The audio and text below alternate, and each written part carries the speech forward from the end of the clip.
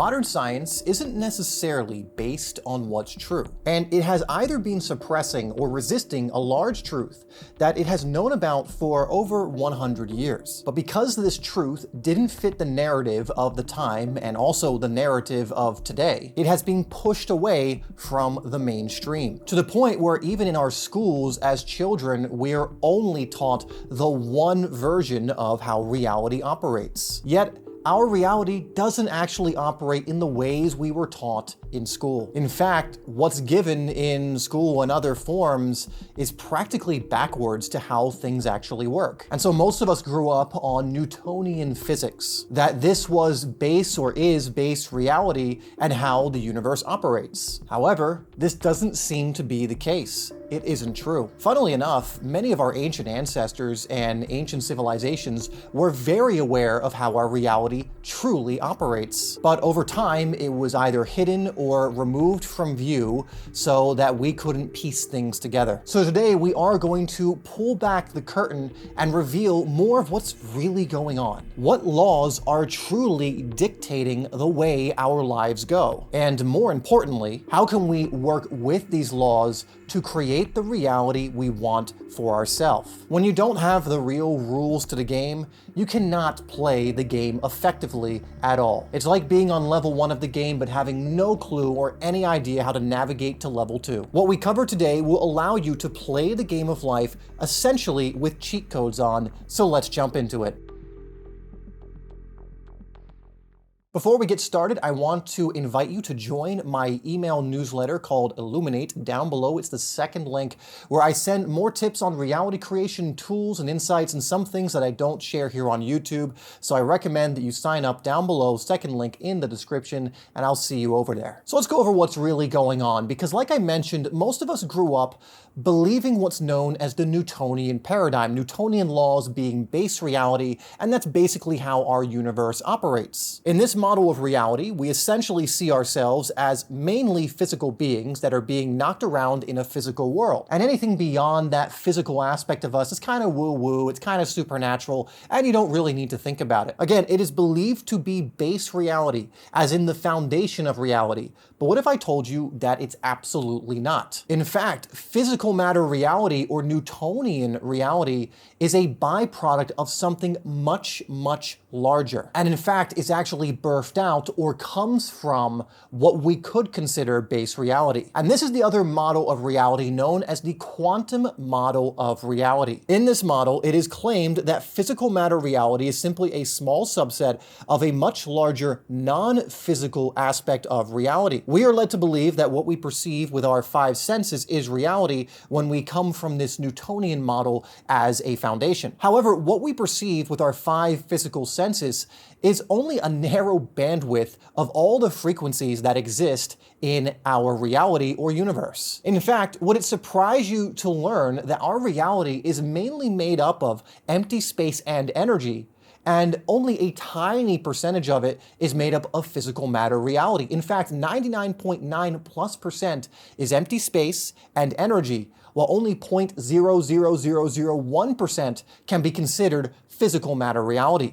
This is why you will get sayings that come from scientists and researchers that if you were to remove all of the physical, or should I say empty space from everybody on the planet, so just, 8 billion people, you would be left with enough physical stuff to fit within a sugar cube. So our reality isn't physical at all. It is mainly non-physical. Now, if you think you are only a physical being, then it makes complete sense that you would consider physical reality as the only one that matters, or perhaps even is base reality. And most of us, again, were brought up on Newtonian paradigm, believing that the physical world is the main world. So of course we believe we're just physical beings and there's nothing beyond that. Or if there is, it's inconsequential. But the fact is, you're not just a physical being. In fact, there are many facets to you and other planes of existence that you operate on, mainly the mental plane of existence and the spiritual plane of existence. Most people believe they're just that physical aspect and don't really have much more to them. Again, you have this mental and this spiritual side to you, but most of us were conditioned or programmed from a young age to put all of our focus on the physical aspect of our existence.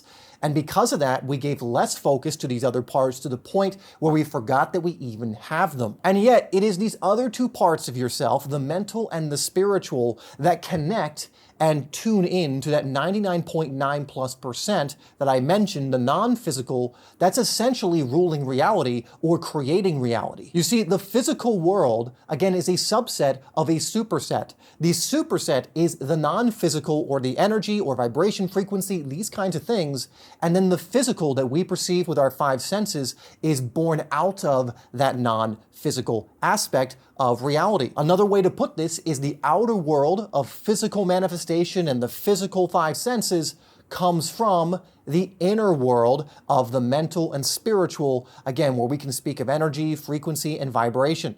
Again, even famous researchers like Tesla would say things like, if you want to know the secrets of the universe, think in terms of energy, frequency, and vibration. He didn't say think in terms of physicality. Now, we're going to cover how you can bring what it is you want into your physical reality by connecting to the non-physical. Because if we want to create our reality and bring things into it, if we're only playing in the physical world that only makes up, again, that tiny bandwidth of reality, that tiny percentage that's way less than 1%, we're going to struggle. But if we connect to that 99.9+%, we connect to that through this other part of ourselves and essentially send instructions to that part of ourselves to what we want to create in the physical, well, then we'll be rocking and rolling again because the physical follows the non-physical. So we need to do certain things in the non-physical first for what we want to show up in our physical lives. However, before we do that, we need to become aware that you are not just a physical being.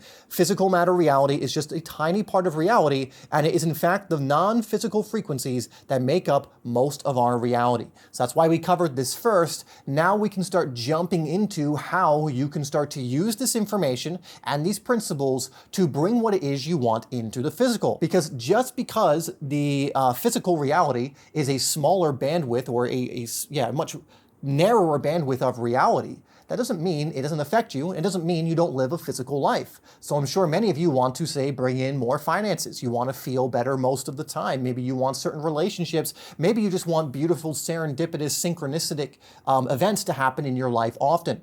Well, if that's the case, we need to look at the non-physical first and invite those into our physical life through those channels. So how do we do this? The first thing to keep in mind, again, is the outer follows the inner. So we need to start from that inner world place, the mental and the spiritual. Essentially, what you do on those two planes of existence will dictate what starts happening in the physical form of your life. It essentially is going to help determine what gets attracted into your life, the different people, events, opportunities, and so on. So if you offer a certain vibration or frequency out that is dictated mainly by these thoughts and the feelings on the spiritual part of yourself, you'll essentially receive opportunities that match whatever this is. And ultimately, whatever your dominant vibration is, meaning what you are dwelling in the most, is what you will start creating in the physical. So you might send out a slight positive vibration every now and then, but what is the dominant frequency and vibration that you are sending out? Are you sending out thoughts of abundance often, thoughts of love, thoughts of joy, or what we could call higher conscious thoughts and feelings? Or are you sending ones that are more negative out? Are you sending ones that are more complaining oriented out? Whatever that dominant vibration is you're sending out is going to determine what you're going to receive back most of the time. So again, this dominant vibration you're sending out are made up of your thoughts, your emotions, which you can think of as energy in motion. It's like pure energy, your emotions. Your words also play an effect in this because your words are very reflective of the way you are thinking. It's actually a great way to gauge how your thoughts are going. Notice how you're speaking. Is it negative? Is it positive? Are you putting yourself down? Are you uplifting yourself, etc., etc.? And also your actions, especially when they're calibrated properly and at a higher level of consciousness. This is why sayings like you get what you think about, and we'll throw in feel about most of the time, are very powerful, because it's very true if we really break it down. Because what you think about and feel about most of the time will dictate how you speak and dictate how you act, and is sending sending out that energy and dominant vibration, which will be received back. Now, most people have what we would call a very negative inner world on the mental and spiritual. They're dwelling or engaging in thoughts that are more negative, and they are in emotions that are more negative most of the time, and then they are surprised when negative outcomes and events and other things start appearing in their life. However, if we were to change this to help them choose different things, if we call someone to start cultivating the inner world through encouraging different thoughts and dwelling in different feelings, everything begins to shift in their physical life after enough time. And this is not just theory, this is stuff that's happened for myself, those close to me, to the clients I work with. In fact, I'll pop on screen some of the results that my clients have seen, and one of the main things we focus on, and there's many things we do, but one of the main things we focus on is getting their thinking right, getting their emotion or energy in motion in the right direction, and getting their focus right and keeping them consistent with that. And you'd be amazed at some of the results that happen sometimes in just a few weeks. We've had people having thousands of dollars coming in just within a few weeks of doing this. So it is incredibly powerful when we start from that non-physical aspect of ourselves, again, because the physical or the outer world follows the non-physical or inner world. It is taking its direction or cues from that inner part of yourself. So the way it really works in a nutshell is when you start doing this, new opportunities start to present themselves in your life. Now, you will still have to take action, but these actions will be from an inspired place now. They will be calibrated and in line with what you are aiming to bring about in your life. So one way I like to describe this is, instead of trying to throw a million things against the wall and maybe one or two sticking, you now have calibrated actions that are in line with your energy, so you throw one or two things against the wall and they start to stick, because now it's in alignment. Now you're going to start enjoying the actions. In fact, when you get your thinking and feelings right, the inner world cultivated, you will be compelled and excited to take action, because that is the completion of the manifestation or creation process. You will be almost like, I can't not take action because I'm so excited to express what is going on in my inner world. So don't think I'm saying you need to sit on the couch and meditate forever and things will just randomly come in.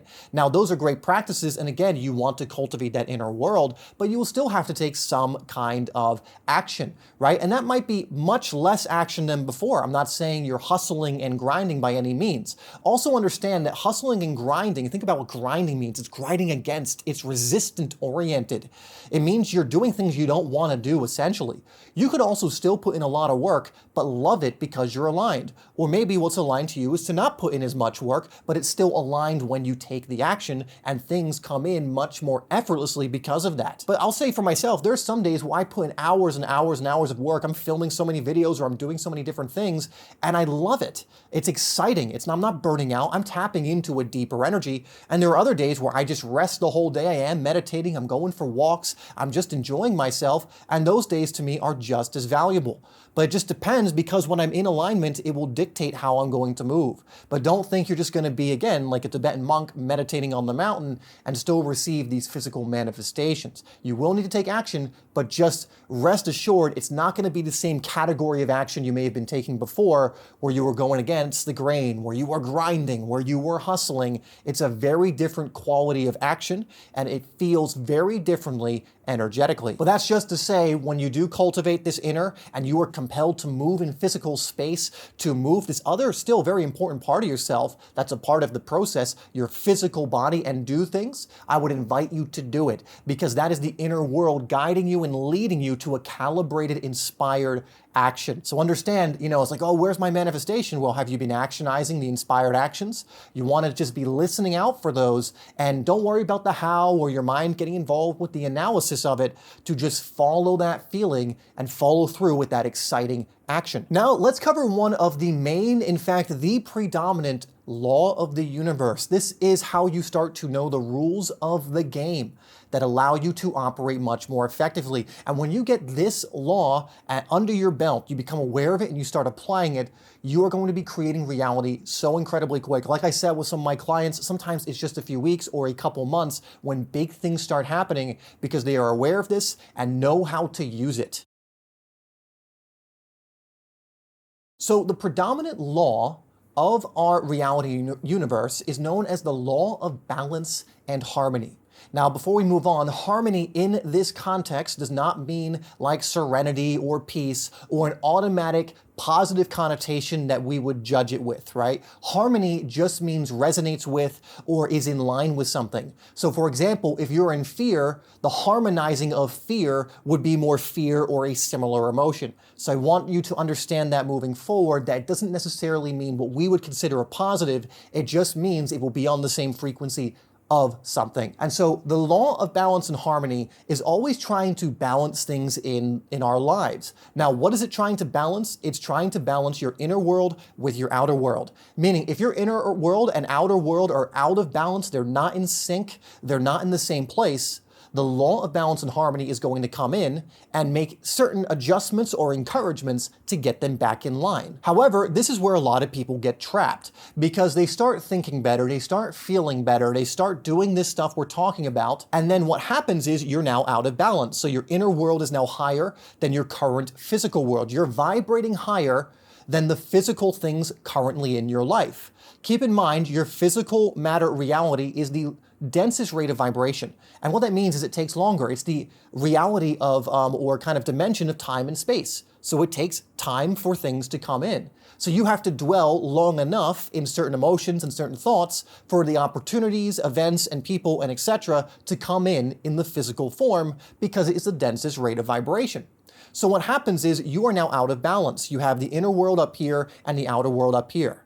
Now, there's only two ways for these to balance out because they will balance out. The law of balance and harmony is going to make sure that in one way or another that these two are at the same place once again. I will tell you what most commonly happens, especially when people go this alone, they don't have guidance or they don't know what they're doing, is they start vibrating higher, they watch a few things, they're kind of getting motivated, they come up here.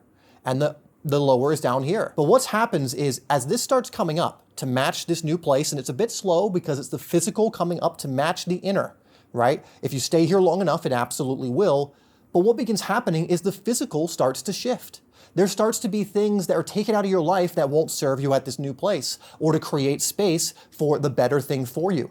And what ends up happening is people start panicking. They believe that negative things are occurring. And even though they've been positive, they get scared and they go back down to their comfort zone. And so what ends up happening is most people are here, here's the physical world, comes up a little bit, they get scared, and they come down from an inner world perspective to match the physical world. The law of balance and harmony goes, okay, balance and harmony has been maintained, these are matching again, and there you go. You feel comfortable again, but not much has changed. The way we want to balance is we actually want to get ourselves out of balance inwardly, so that your current physical circumstances aren't quite at the vision, but you're staying rooted in the vision. We stay here long enough, we embrace whatever kicks up, and then this comes up. It has to, by law, to match the inner world. And again, this can happen very quickly so long as you embrace whatever's happening. You know if you're vibrating high and you're cultivating the inner, that good things are in the way. But again, balance and harmony is going to try and do things to balance either way, and understand balance and harmony is just a law of the universe and principle. It does not have morals or because you're a good person is going to do it the way you want it. It just is concerned with balancing. And honestly, the quickest way for it to balance is to bring you back down here. So you will feel a pull for that. But if you don't do it, there's only one other way. The law of balance and harmony goes, okay, he or she is not coming down to match the current physical circumstances. We're going to have to change the current physical circumstances to match their inner state. This is why when this growth happens, a lot of times it feels like a quantum leap. Things come out of nowhere because you're now jumping to a new frequency where brand new things exist, and they sometimes, or most of the time, come in almost seemingly randomly. It's not random, but to your mind, it will seem that way. And so it seems like what we call a quantum leap. A bunch of money comes in out of nowhere. An opportunity that your mind can't conceive how that came in starts to come in. Clients start to come in out of nowhere. Relationships, whatever it is. But we have to maintain ourselves up here. A great quote that I love to tell myself to keep myself in this and not going down when the feedback is trying to get me to go down is to have more faith in the vision, which is you vibrating up here, than the current physical circumstances. Again, you are creating a new energetic history, but you have to stay cultivated in the inner world long enough for the physical to catch up. Remember, the physical follows the inner. It's not automatic like that. The inner is pretty automatic. You can shift your emotions, your thoughts pretty automatically. You might have patterns around one or another, which creates more resistance, but over time, you'll get better at this. You can think of something instantaneously. You can start feeling something if you know how to activate it pretty quickly. Again, I could get you to think of a memory, a very cherished memory, and it's going to change how you are vibrating emotionally.